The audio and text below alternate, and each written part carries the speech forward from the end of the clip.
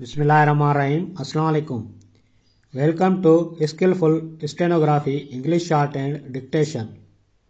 You are requested to please like and subscribe for clear sound English Shorthand Dictation for practice.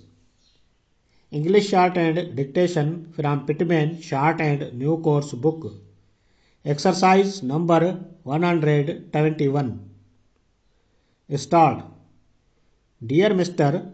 Wilson, I fear that it will not be possible for me to attend the discussion next Thursday night. Full stop.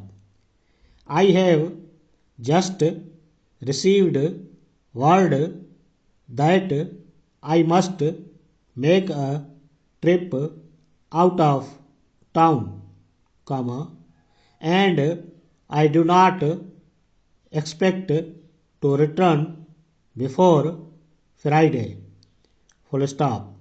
However, if it is possible for me to attend, I shall certainly do so, for I wish to show my support of your plans. Full stop. New para. I am sending my check for £5, which is to be applied towards the building fund. Full stop.